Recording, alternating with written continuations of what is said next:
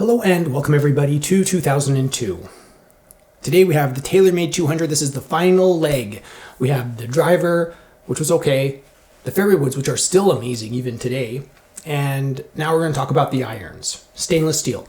Now stainless steel irons can age well. It's a material that can age well. It's like 40 Wall Street. Okay, copper roof, it ages well. It looks good. That green, classic, you think of 40 Wall Street. My dad has a microwave that's 35 years old. Doesn't age well. The scratches, the dents, the dirt, that just looks terrible. We tried to replace it once. He literally took his old microwave, replaced the new one with the old one because of the principle of the idea. You don't want to spend any more than you have to. Thanks, Dad. This hasn't aged well. What do you think of this? We better find out. We'll have a closer look on the review table. So you can see the cavity right here. It's some kind of a muscle in cavity, kind of a vertical muscle here. And then we have the TaylorMade logo, red line, 200. No undercut, nothing. It's just solid chunk of stainless steel right there. Pretty straightforward.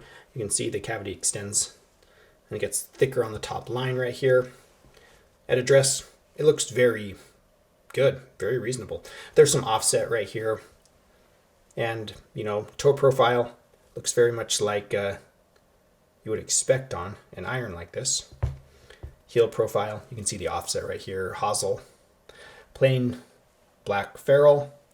Really no bells and whistles at all here. Just like, and even look at the grooves, just straightforward grooves. Nothing special there. We move up a stepped shaft. You can see TaylorMade branded R80. And then we have the TaylorMade Tour Velvet style grip, branded TaylorMade. What does it say on here? Anything interesting? TaylorMade. More branding everywhere. Just what we've come to expect. So it's a very simple looking iron, almost Ping I2-esque. Let's get this out on the range and see how it feels.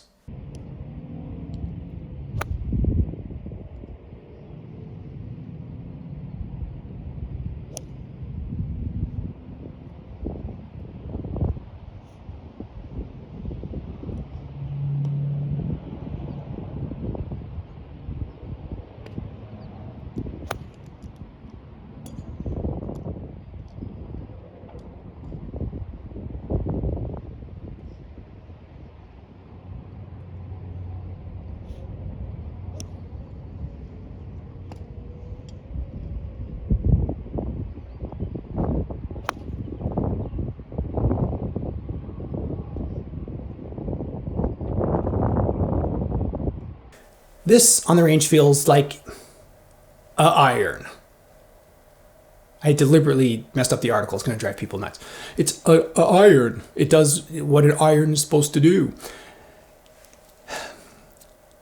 It's like a Toyota Corolla in the car world.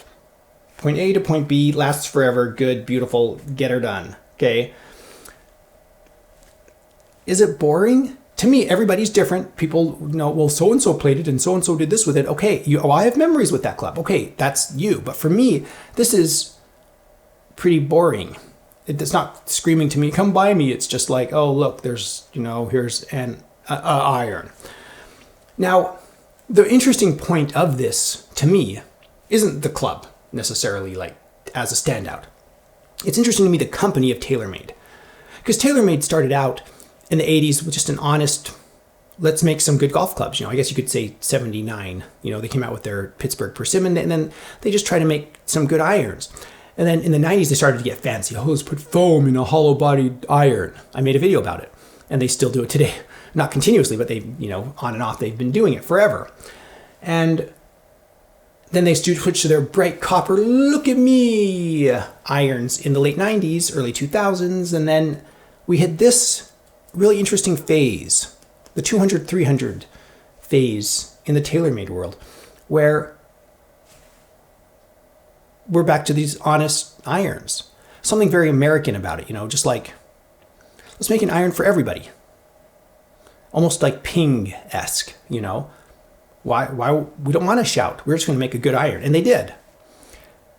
And then they jumped right back into bells and whistles. Let's put, Snorlax on the back of it to help muffle the clackiness of it.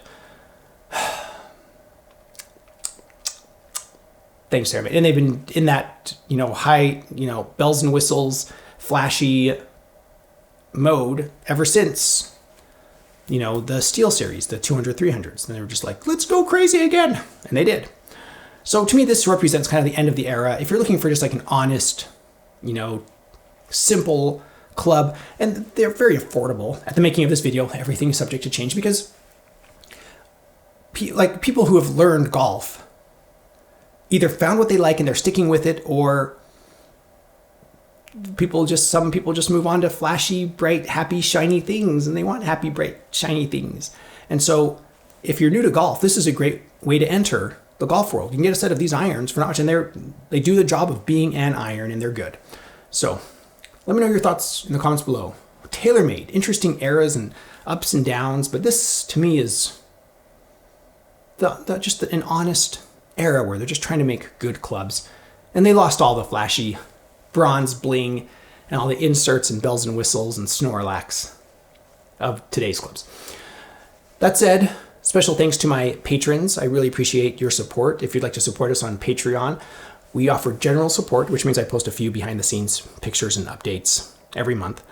You can also support us by visiting my Amazon shop. I am an Amazon associate. I make proceeds from qualifying purchases. Thank you so much for watching. I am The Vintage Golfer.